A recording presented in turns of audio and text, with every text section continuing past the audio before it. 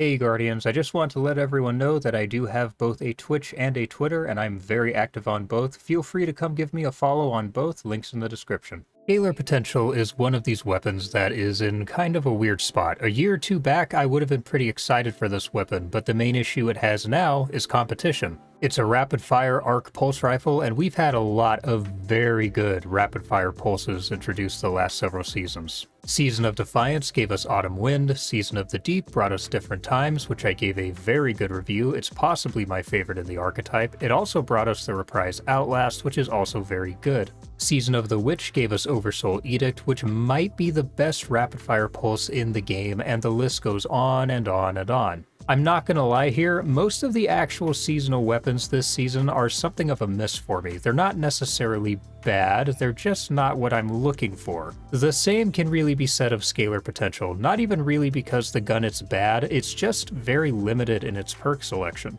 Let's start with PvP roles. Something I like to do that I'll recommend you guys do too is when I first craft a weapon, I'll spend some time in the Enclave just testing out different combos of barrels, mags, and masterworks, looking for what feels the best. In this case, I settled on Arrowhead Break, accurized rounds, and a range masterwork. I combined Arrowhead Break with a counterbalance stock to bring my recoil direction up to 98, which keeps this weapon's recoil very vertical, which helps a lot given that rapid-fire pulses do tend to like to bounce around a ton.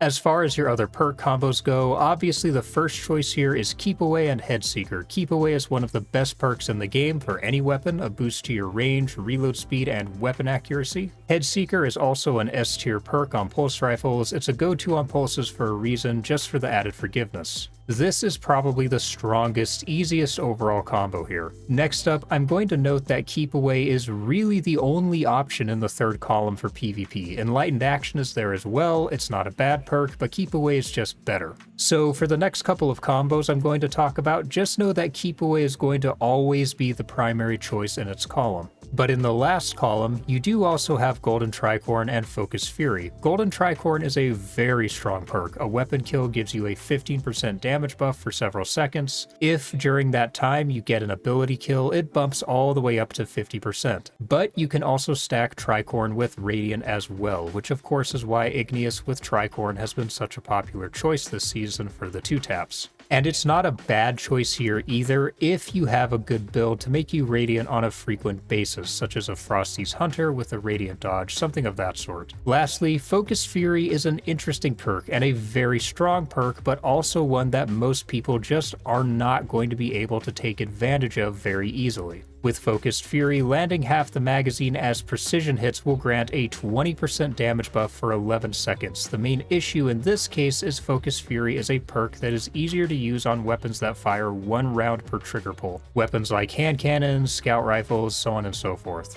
Focused Fury is a perk that will reward players with extremely consistent accuracy. If you're someone who's never missed in their life, it's a good choice. If you're not, I would avoid it. A couple of quick honorable mentions here. Under and Over and Deconstruct, mainly as a soft counter to Void Titans. Deconstruct deals 40% increased damage against constructs, which includes things such as stasis turrets and, of course, Titan barricades. Under Over deals 20% increased damage to guardians with overshields and woven mail. The usefulness of this in the current meta should be obvious. Now, these two perks are situational, so keep that in mind, but if you're fighting a team of Void Titans or Strand players, they may come in handy. My top combo here, unsurprisingly, is still Keep Away with Headseeker. The other choices are more niche, more build dependent, whereas Keep Away Headseeker is just consistent, and consistency is king in PvP. One other very quick note about this weapon is that it does feel good. It feels very smooth and controllable, the sights are fairly clean, the weapon model is very slim and unobtrusive, which I always appreciate, but the problem is every time I use a rapid fire pulse, I'm reminded of just how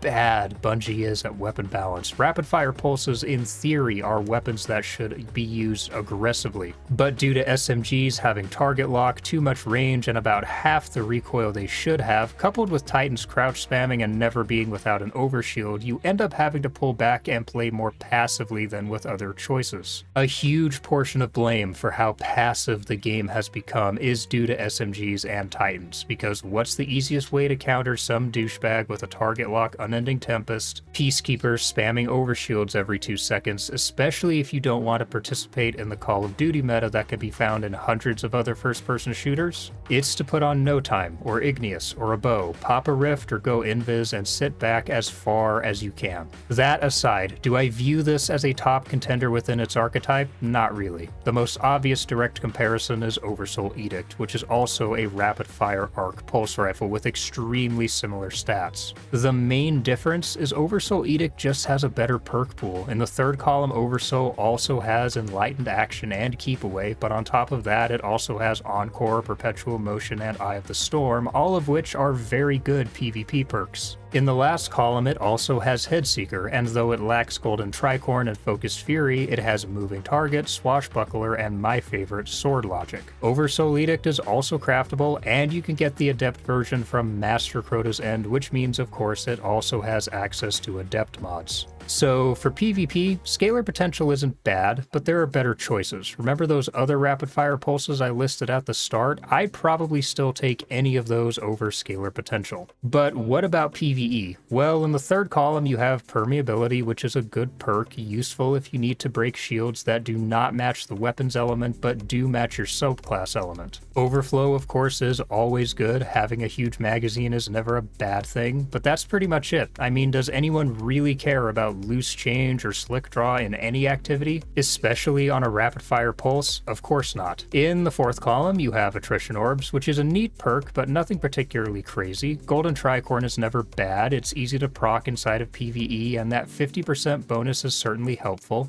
But outside of that, there isn't much there. Compare this yet again to Oversoul Edict. The third column really only has Demolitionist, but given how strong grenades are in PvE, this is still a fantastic perk. Then in the fourth column, Swashbuckler, Adrenaline Junkie, which has perfect synergy with Demo, Sword Logic, and Volt Shot. So even in PvE, there just isn't much to say about this weapon. At best, it's a good weapon for a newer player, but outside of that, those of us who have been playing this game for years or even just a few months can pretty well ignore this for everything. At most, you PvE mains might want to get it craftable in the event it or some of its perks get buffed in some manner, but there isn't much reason to prioritize this, especially given how long this season is. You're pretty well guaranteed to get it crafted regardless. This is, unfortunately, a continuation of fairly uninteresting seasonal weapons. Like when craftable seasonal weapons were introduced post Witch Queen, we had a lot of good weapons come in with those seasons. Like in Season of the Risen, Sweet Sorrow, Peace of Mind, Explosive Personality, or Under Your Skin.